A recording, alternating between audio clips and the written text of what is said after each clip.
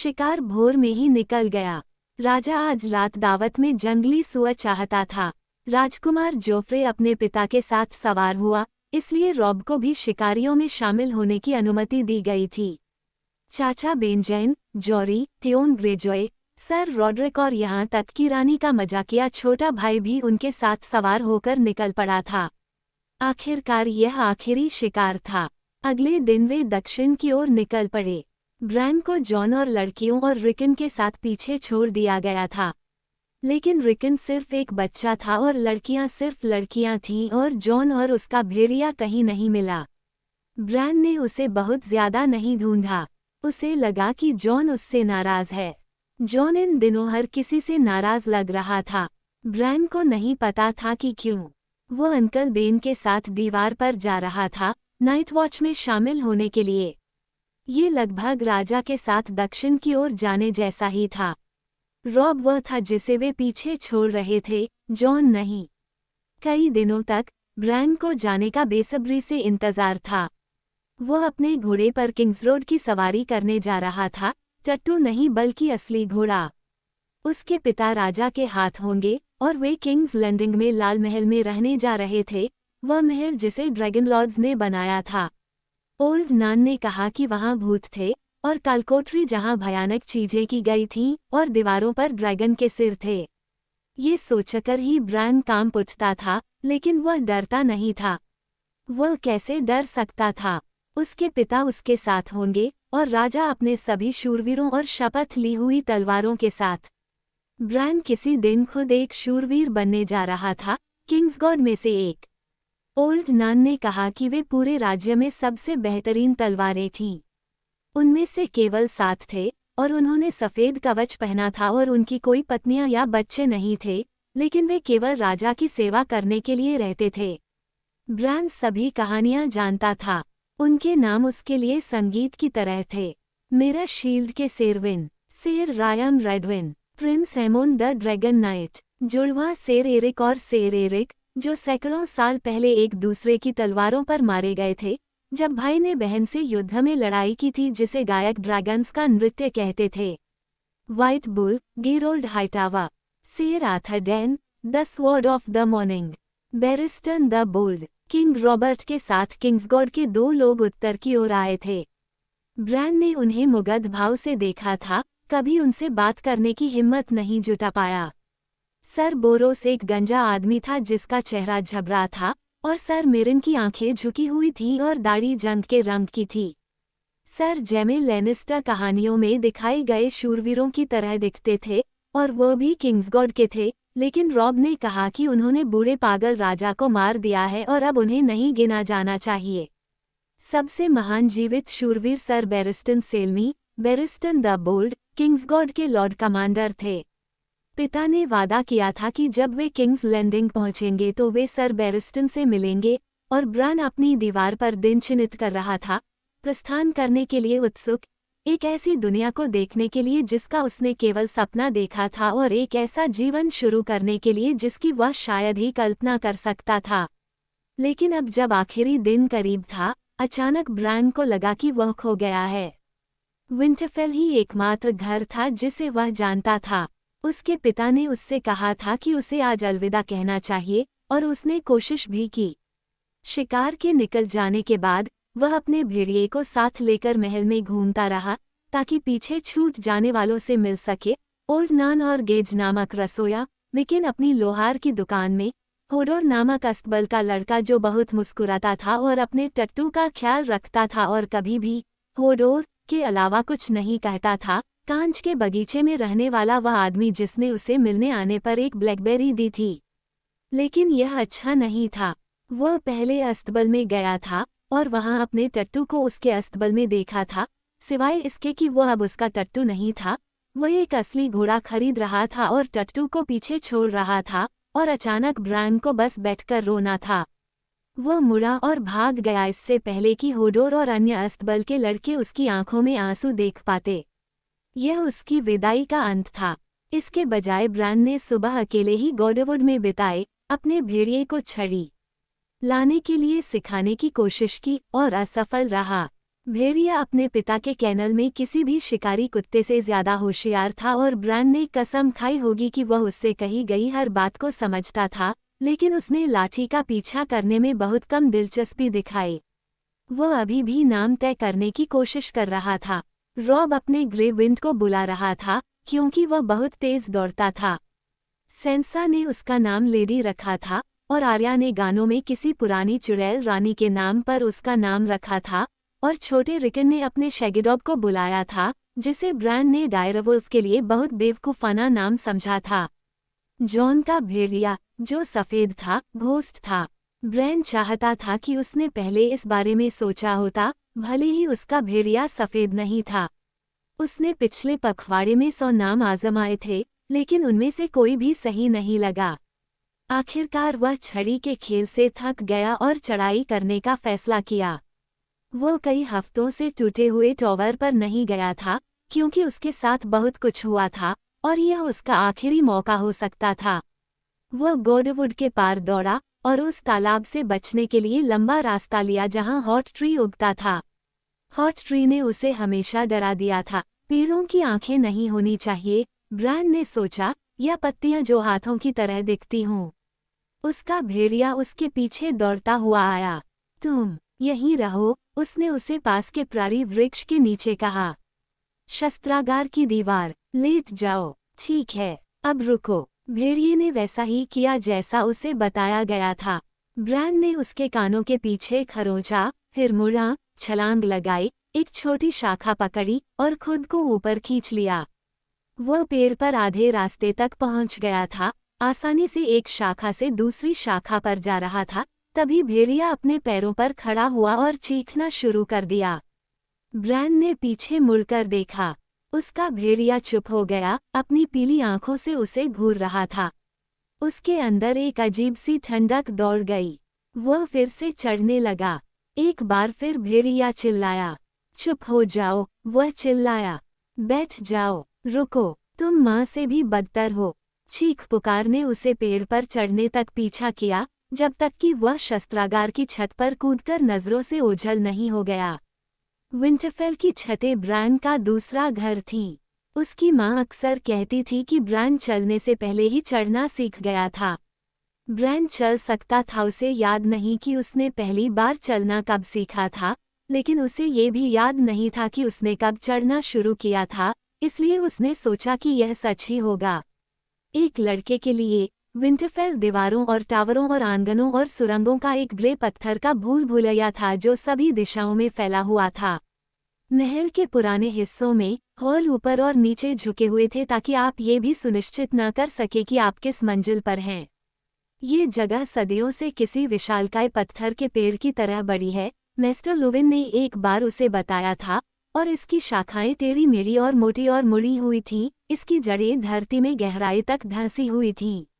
जब वह उसके नीचे से निकलकर आसमान के पास पहुंचा, तो ब्रायन एक नज़र में विंटरफेल को देख सकता था। उसे ये देखना अच्छा लगा कि यह उसके नीचे फैला हुआ है, उसके सिर के ऊपर सिर्फ पक्षी ही उड़ रहे हैं जबकि महल का सारा जीवन नीचे चल रहा है।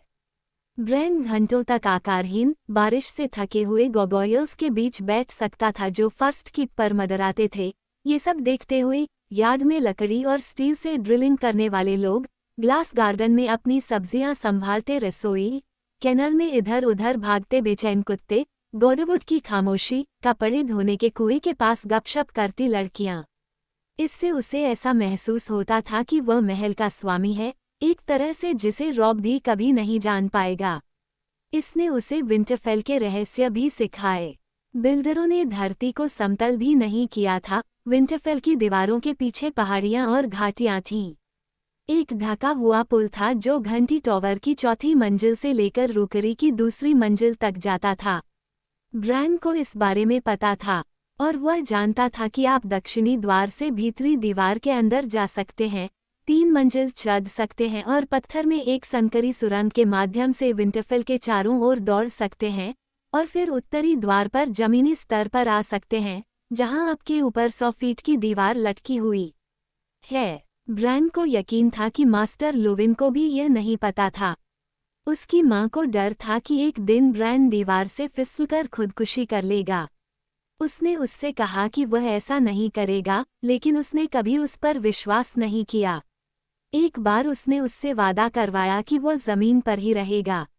वो लगभग 1 साल तक उस वादे को निभाने में कामयाब रहा था। वो अगले पखवाड़े तक हर दिन दुखी रहता था, जब तक कि एक रात वह अपने शयनकक्ष की खिड़की से बाहर नहीं चला गया, जब उसके भाई गहरी नींद में सो रहे थे। अगले दिन उसने अपराध बोध में आकर अपना अपराध कबूल कर लिया। लॉर्ड एडार्ड ने उसे खुद को शुद्ध करने के लिए गॉडवुड जाने का आदेश दिया। गार्डों को ये देखने के लिए तैनात किया गया था कि ब्रान पूरी रात वहां अकेला रहे और अपनी अवज्ञा पर विचार करे। अगली सुबह ब्रान कहीं नहीं दिखाई दिया। उन्होंने आखिरकार उसे ग्रोव में सबसे ऊंचे प्रैरी की ऊपरी शाखाओं में गहरी नींद में सोते हुए पाया। उसके पिता को गुस्सा तो बहुत आया, लेकिन वे हंसे बिना नहीं रह सके। जब वे ब्रान को नीचे ले आए तो उन्होंने कहा, तुम मेरे बेटे नहीं हो, तुम गिलहरी हो। ऐसा ही हो, अगर तुम्हें चढ़ना ही है तो चढ़ो, लेकिन कोशिश करो कि तुम्हारी माँ तुम्हें न देख पाए। ब्रैन ने अपनी तरफ से पूरी कोशिश की, हालांकि उसे नहीं लगता था कि उसने कभी उसे बेवकूफ़ बनाया है। चूंकि उसके पिता ने मना नहीं किया, इसलिए वह दूसरों की ओर मुड़ गई। ओल्ड नान ने उसे एक बुरे छोटे लड़के के बारे में एक कहानी सुनाई जो बहुत ऊपर चढ़ गया और बिजली गिरने से नीचे गिर गया, और कैसे बाद में कौवे उसकी आंखें नोचने आए। ब्रैन प्रभावित नहीं हुआ। टूटे हुए टॉवर के ऊपर कौवों के घोंसले थे, जहां उसके अलावा कोई नहीं जाता था, और कभी कभी वह वहां चढ़ने से पहले अपनी जेबों में मकई भर लेता था और कौवे उसे उसके हाथ से ही खा जाते थे। उनमें से किसी ने भी कभी उसकी आंखें नोचने में थोड़ी सी भी दिलचस्पी नहीं दिखाई थी।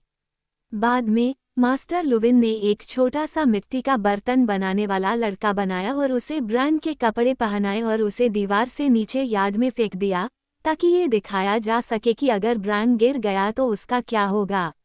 यह मजेदार था, लेकिन बाद में ब्रैन ने मास्टर को देखा और कहा, मैं मिट्टी से नहीं बना हूँ, और वैसे भी मैं कभी नहीं गिरता। फिर कुछ समय तक जब भी गार्ड उसे छतों पर देखते तो उसका पीछा करते और उसे नीचे खींचने की कोशिश करते। वो सबसे अच्छा समय था। यह अपने भाइयों के साथ खेल खेलने जैसा था, सिवाय इसके कि ब्रैन हमेशा जीतता था। कोई भी गार्ड ब्रैन की आधी भी अच्छी तरह से चढ़ नहीं सकता था, जॉरी भी नहीं। ज्यादातर समय वे उसे कभी नहीं देखते थे। लोग कभी ऊपर नहीं देखते थे। चढ़ाई के बारे में यह एक और बात थी जो उसे पसंद थी, ये लगभग अदृश्य होने जैसा था। उसे भी यह महसूस अच्छा लगा, एक एक पत्थर पर खुद को ऊपर खींचते हुए, उंगलियों और पैरों की उंगलियों से बीच की छोटी छोटी दरारों में जोर से खोदते हुए। उसने चढ़ाई करते समय वह हमेशा अपने जूते उतारता था और नंगे पैर रहता था, इससे उसे ऐसा लगता था जैसे उसके 2 नहीं बल्कि 4 हाथ हैं। उसे मांसपेशियों में होने वाला गहरा, मीठा दर्द पसंद था। उसे हवा का स्वाद बहुत पसंद था जो ऊपर की ओर, मीठी और ठंडी सर्दियों की आड़ू की तरह लगती थी। उसे पक्षी पसंद थे, टूटे हुए टॉवर में कौवे, पत्थरों के बीच दरारों में घोंसला बनाने वाली छोटी छोटी गौरैया, पुराने शस्त्रागार के ऊपर धूल भरे मचान में सोने वाला पुराना उल्लू। ब्रैन उन सभी को जानता था। सबसे बढ़कर उसे ऐसी जगहों पर जाना पसंद था जहां कोई और नहीं जा सकता था, और विंटरफेल के भूरे रंग के फैलाव को ऐसे तरीके से देखना पसंद था जैसा किसी और ने कभी नहीं देखा था। इसने पूरे महल को ब्रैन का गुप्त स्थान बना दिया। उसका पसंदीदा ठिकाना टूटा हुआ टॉवर था। एक समय यह एक वॉच टावर हुआ करता था, जो विंटरफेल में सबसे ऊंचा था। बहुत समय पहले, उसके पिता के जन्म से 100 साल पहले, बिजली गिरने से इसमें आग लग गई थी। संरचना का शीर्ष तिहाई हिस्सा अंदर की ओर गिर गया था, और टॉवर का कभी पुनर्निर्माण नहीं किया गया था। कभी कभी उसके पिता गिरे हुए पत्थरों और जली हुई और सड़ी हुई बीमों के बीच पाए जाने वाले घोंसलों को साफ करने के लिए टॉवर के आधार में चूहे भेजते थे। लेकिन अब ब्रैन और कौवों को छोड़कर कोई भी उस संरचना के दांतेदार शीर्ष तक नहीं पहुंच पाया। वह वहां पहुंचने के 2 रास्ते जानता था। आप सीधे टॉवर के किनारे से ऊपर चढ़ सकते थे, लेकिन पत्थर ढीले थे, उन्हें एक साथ रखने वाला मोटा बहुत पहले ही राख हो चुका था, और ब्रैन कभी भी उन पर अपना पूरा वजन डालना पसंद नहीं करता था। सबसे अच्छा तरीका था गॉडवुड से शुरू करना, ऊंचे प्ररी पर चढ़ना और शस्त्रागार और गार्ड हॉल को पार करना, छत से छत तक छलांग लगाना, नंगे पैर ताकि गार्ड आपको ऊपर से न सुन सकें। यह आपको फर्स्ट कीप के अंधेरे हिस्से तक ले जाएगा, जो कि महल का सबसे पुराना हिस्सा है, एक छोटा गोल किला जो दिखने से कहीं ज्यादा ऊंचा था। अब वहां केवल चूहे और मकड़ियां रहती थीं, लेकिन पुराने पत्थर अभी भी चढ़ने के लिए अच्छे थे। आप सीधे ऊपर जा सकते थे जहां गोगोल खाली जगह पर आंख मूंद कर झुके हुए थे, और गोगोल से गोगोल तक हाथों में हाथ डालकर उत्तर की ओर झूलते हुए। वहां से यदि आप वास्तव में खिंचाव करते हैं तो आप बाहर पहुंच सकते हैं और अपने आप को टूटे हुए टॉवर पर खींच सकते हैं जहां ये करीब झुका हुआ था। अंतिम भाग काले पत्थरों पर चढ़ना था, जो कि 10 से अधिक नहीं था 100 फीट, और फिर कौवे ये देखने के लिए आएंगे कि क्या आप कोई मक्का लाए हैं। ब्रेन लंबे अभ्यास की सहजता के साथ एक गोगोल से दूसरे गोगोल की ओर बढ़ रहा था जब उसने आवाजें सुनी। वह इतना चौंक गया कि उसने लगभग अपनी पकड़ खो दी। फर्स्ट कीप उसकी पूरी जिंदगी खाली रही थी। मुझे ये पसंद नहीं है, एक महिला कह रही थी। उसके नीचे खिड़कियों की एक पंक्ति थी और आवाज इस तरफ की आखिरी खिड़की से बाहर आ रही थी। तुम्हें हैंड होना चाहिए, भगवान न करे, एक आदमी की आवाज ने आलस से जवाब दिया। यह ऐसा सम्मान नहीं है जो मैं चाहूंगा, इसमें बहुत ज्यादा काम शामिल है। ब्रेन चुपचाप खड़ा होकर सुन रहा था, अचानक उसे आगे बोलने में डर लग रहा था। अगर वह झूलने की कोशिश करता तो वे उसके पैरों को देख सकते थे। क्या तुम्हें नहीं लगता कि इससे हम खतरे में पड़ गए हैं? महिला ने कहा। रॉबर्ट उस आदमी से भाई की तरह प्यार करता है। रॉबर्ट अपने भाइयों को मुश्किल से पचा पाता है। ऐसा नहीं है कि मैं उसे दोषी ठहराता हूँ। स्टेनिस किसी को भी अपच देने के लिए पर्याप्त होगा। मूर्ख मत बनो। स्टेनिस और रेनली एक चीज है और एडाद स्टॉक बिल्कुल अलग चीज है। रॉबर्ट स्टॉक की बात सुनेगा। उन दोनों को धिक्कार है। मुझे जोर देकर कहना चाहिए था कि वह तुम्हारा नाम बताए, लेकिन मुझे यकीन था कि स्टॉक उसे मना कर देगा। हमें खुद को भाग्यशाली समझना चाहिए, आदमी ने कहा। राजा आसानी से अपने भाइयों में से किसी एक का नाम ले सकता था, या लिटिल फिंगर का भी, भगवान हमारी मदद करें। मुझे महत्वाकांक्षी लोगों के बजाय सम्माननीय दुश्मन दें, और मैं रात को आराम से सो पाऊंगा। वे पिता के बारे में बात कर रहे थे, ब्रैन को एहसास हुआ। वह और सुनना चाहता था, कुछ और फीच, लेकिन अगर वह खिड़की के सामने झूलता तो वे उसे देख लेते। महिला ने कहा, हमें उस पर सावधानीपूर्वक नजर रखनी होगी। मैं जल्दी ही तुम्हें देख लूंगा, आदमी ने कहा। वो ऊब गया लग रहा था। यहाँ वापस आओ। लॉर्ड एडाद ने कभी भी नेक के दक्षिण में होने वाली किसी भी घटना में कोई दिलचस्पी नहीं ली है, महिला ने कहा। कभी नहीं। मैं आपको बताती हूँ, उसका मतलब हमारे खिलाफ कदम उठाना है। अन्यथा वह अपनी सत्ता की सीट क्यों छोड़ेगा? 100 कारण, कर्तव्य, सम्मान। वह इतिहास की पुस्तक में अपना नाम बड़े अक्षरों में दर्ज कराना चाहता है, अपनी पत्नी से दूर जाना चाहता है, या दोनों से। शायद वह अपने जीवन में एक बार गर्म होना चाहता है। उनकी पत्नी लेडी एरिन की बहन है। यह आश्चर्य की बात है कि लिसा अपने आरोपों के साथ हमारा स्वागत करने के लिए यहाँ नहीं थी। ब्रैन ने नीचे देखा। खिड़की के नीचे एक संकरी सी जगह थी, जो सिर्फ कुछ इंच चौड़ी थी। उसने खुद को उस ओर नीचे करने की कोशिश की। बहुत दूर, वो कभी नहीं पहुंच पाता। तुम बहुत ज्यादा चिंता करते हो। लिसा एरिन एक डरी हुई गाय है। वो भयभीत गाय जॉन एरिन के बिस्तर पर सोती थी।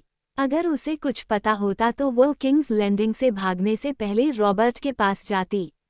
जब वो पहले ही कैस्टली रॉक में उसके कमजोर बेटे को पालने के लिए सहमत हो चुका था। मुझे नहीं लगता वह जानती थी कि लड़के की जिंदगी उसकी चुप्पी के कारण बंधक बन जाएगी। अब जब वह आयरी के ऊपर सुरक्षित है, तो वह और भी साहसी हो सकती है। माताओं, आदमी ने इस शब्द को एक अभिशाप की तरह बताया। मुझे लगता है कि जन्म देने से आपके दिमाग पर कुछ असर पड़ता है। आप सभी पागल हो गए हैं। वह हंसा। यह एक कड़वी आवाज थी। लेडी एरिन को जितना चाहे उतना बोल्ड होने दो। वो जो कुछ भी जानती है, जो कुछ भी वह सोचती है कि वह जानती है, उसके पास कोई सबूत नहीं है। वो एक पल रुका। यह क्या उसके पास है? क्या तुम्हें लगता है कि राजा को सबूत की जरूरत होगी? औरत ने कहा, मैं तुम्हें बताती हूँ, वो मुझसे प्यार नहीं करता। और इसमें गलती किसकी है, प्यारी बहन? ब्रैन ने किनारे का अध्ययन किया। वह नीचे गिर सकता था। यह उतरने के लिए बहुत सनकरा था, लेकिन अगर वह गिरते समय पकड़ सकता था, तो खुद को ऊपर खींच सकता था, सिवाय इसके कि इससे शोर हो सकता था, उन्हें खिड़की तक खींच सकता था। उसे यकीन नहीं था कि वह क्या सुन रहा था, लेकिन वह जानता था कि यह उसके कानों के लिए नहीं था। तुम भी रॉबर्ट की तरह अंधे हो, महिला कह रही थी। अगर तुम्हारा मतलब है कि मैं भी वही देख रहा हूँ, तो हाँ, आदमी ने कहा। मैं एक ऐसे आदमी को देख रहा हूँ जो अपने राजा को धोखा देने के बजाय मरना पसंद करेगा। उसने पहले ही एक को धोखा दिया है, या तुम भूल गई हो? महिला ने कहा, ओह, मैं इनकार नहीं करती कि वो रॉबर्ट के प्रति वफादार है, ये स्पष्ट है। जब रॉबर्ट मर जाता है और जोफ सिंहासन ले लेता है तो क्या होता है? और जितनी जल्दी यह हो जाता है, हम सभी उतने ही सुरक्षित रहेंगे। मेरे पति हर दिन और अधिक बेचैन होते जा रहे हैं। स्टॉक के साथ रहने से उनकी हालत और खराब हो जाएगी। वह अभी भी बहन से प्यार करता है, वह बेस्वाद छोटी सी मृत 16 साल की। कब तक वह मुझे किसी नई लियाना के लिए अलग रखने का फैसला करेगा? ब्रैन अचानक बहुत डर गया। वह सिर्फ इतना चाहता था कि जिस रास्ते से आया था, उसी रास्ते से वापस जाए, अपने भाइयों को ढूंढे। लेकिन वो उनसे क्या कहेगा? उसे करीब जाना होगा। ब्रैन को एहसास हुआ। उसे देखना था कि कौन बात कर रहा है। आदमी ने आह भरी। तुम्हें भविष्य के बारे में कम और हाथ में मौजूद सुखों के बारे में ज्यादा सोचना चाहिए। बंद करो, महिला ने कहा। ब्रैन ने अचानक मांस पर मांस के थपथपाने की आवाज सुनी, फिर आदमी की हंसी। ब्रैन ने खुद को ऊपर खींचा, गोगोल पर चढ़ गया, छत पर रेंगता हुआ बाहर आया। यह आसान रास्ता था। वह छत के पार अगले गोगोल के पास गया, ठीक उस कमरे की खिड़की के ऊपर जहां वे बात कर रहे थे। ये सारी बातें बहुत थकाऊ हो रही हैं बहन, आदमी ने कहा। यहाँ आओ और चुप रहो। ब्रैन गोगोल पर बैठ गया, अपने पैरों को उसके चारों ओर कस लिया और खुद को उल्टा करके घुमाया। वो अपने पैरों से लटका और धीरे धीरे अपना सिर खिड़की की ओर नीचे की ओर बढ़ाया। दुनिया उल्टी होकर अजीब लग रही थी। एक आंगन उसके नीचे चक्कर खा रहा था, उसके पत्थर अभी भी पिघली हुई बर्फ से गीले थे। ब्रैन ने खिड़की से बाहर देखा। कमरे के अंदर एक आदमी और एक औरत कुश्ती कर रहे थे। वे दोनों नग्न थे। ब्रैन नहीं बता सका कि वे कौन थे। आदमी की पीठ उसकी ओर थी और उसका शरीर महिला को नजर से छिपा रहा था क्योंकि उसने उसे दीवार के सहारे धकेल दिया था। वहाँ नर्म, गीली आवाजें थीं। ब्रैन को एहसास हुआ कि वे चुंबन कर रहे थे। उसने देखा, आंखें चौड़ी और भयभीत, उसकी सांस उसके गले में अटकी हुई थी। आदमी ने उसके पैरों के बीच एक हाथ रखा था और वो उसे वहां चोट पहुंचा रहा होगा, क्योंकि महिला ने अपने गले में कराहना शुरू कर दिया। इसे रोको, उसने कहा, इसे रोको, इसे रोको। ओह, कृपया। लेकिन उसकी आवाज धीमी और कमजोर थी और उसने उसे दूर नहीं धकेला। उसके हाथ उसके बालों में दब गए, उसके उलझे हुए सुनहरे बाल, और उसके चेहरे को अपने सीने पर खींच लिया। ब्रैन ने उसका चेहरा देखा। उसकी आंखें बंद थीं और मुंह खुला था, कराह रही थी। उसके सुनहरे बाल उसके सिर के साथ एक तरफ से दूसरी तरफ झूल रहे थे। वह आगे पीछे घूमता रहा, फिर भी उसने रानी को पहचान लिया। उसने जरूर शोर मचाया होगा। अचानक उसकी आंखें खुली और वह सीधे उसे देख रही थी। वह चिल्लाई। तभी अचानक सब कुछ हुआ। महिला ने चिल्लाते हुए और इशारा करते हुए उस आदमी को बेतहाशा दूर धकेल दिया।